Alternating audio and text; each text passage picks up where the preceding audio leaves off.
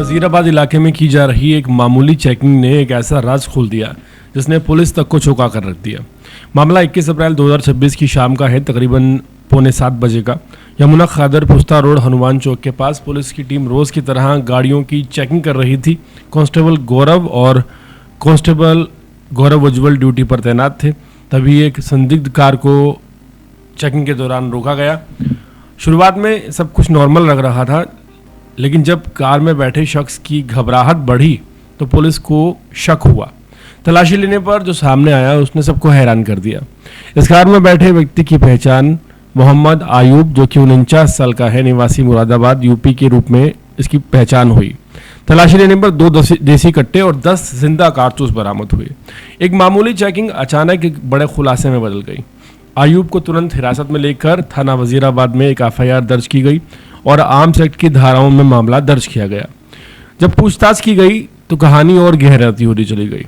पहले तो आयूब टाल मटोल करता रहा, लेकिन जब दिल्ली पुलिस ने सख्ती से पूछताछ की तो उसने बताया कि ये जो अवैध हथियार हैं उसने मुरादाबाद के एक शख्स सोनू से खरीदे थे, जो अवैध हथियारों का बड़ा सप्लायर है।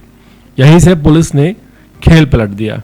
इंस्पेक्टर अमित कुमार की अगुवाई में एक स्पेशल टीम बनाई गई, जिसमें head constable Paramvir Singh, head constable Rajendra, constable Varun और कांस्टेबल गौरव शामिल थे। एसएचओ प्रशांत आनंद और एसीपी शशिकांत गौर की निगरानी में टीम ने टेक्निकल सर्वेलेंस शुरू किया। सोनू की लोकेशन लगातार बदल रही थी। इससे साफ हो गया कि वो काफ़ी शातिर किस्म का अपराधी है। पुलिस ने आयूब को साथ लेकर मुरादाबाद में तफ्तीश देने का फैसला किया। 22 अप्रैल की दोपहर कई घंटों की तलाशी के बाद टीम एक ऐसे ठिकाने तक पहुंची जहां से पूरे नेटवर्क को चलाया जा रहा था। जब पुलिस ने उस जगह पर छापा मारा तो अंदर का जो नज़ारा था वो चौंकाने वाला था।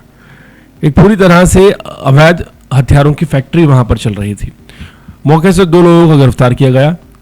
इदरिश 60 साल का, जो रहमतनगर का रहने वाला है और पिछले 25 सालों से हथियार बनाने का माहिर है, और शादाब, जो कि 40 साल का है, उसका हेल्पर था।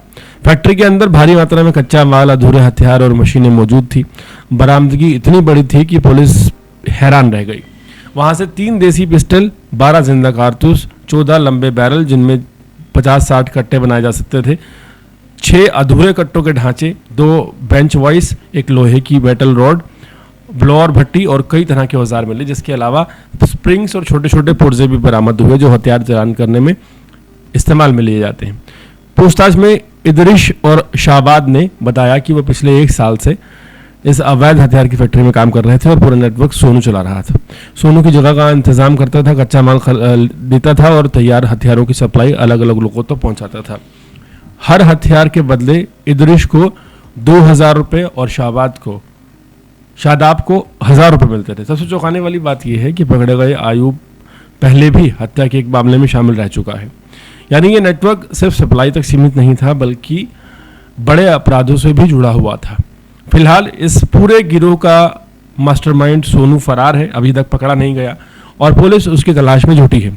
साथ ही ये भी जांच की जा रही है कि ये हथियार किन लोगों तक पहुंचाए जा रहे थे। तो क्या इस नेटवर्क के तार दिल्ली समेत अन्य शहरों के अपराधियों से भी जुड़े थे। और एक मामूली सी चेकिंग जो शुरू हुई दिल्ली के वजीराबाद से एक बड़े हथियार फैक्ट्री तक पहुंच गई, जहां तकरीबन 60 से 70 हथियार बनाए जा रहे थे। और इससे ये साफ है कि अगर पुलिस सतर्क न होती तो ये हथियार किसी बड़ी वारदात में इस्तेमाल हो सकते थे। हाल फिलहाल दिल्ली पुलिस सोनू की तलाश में लगातार दबिशते रही।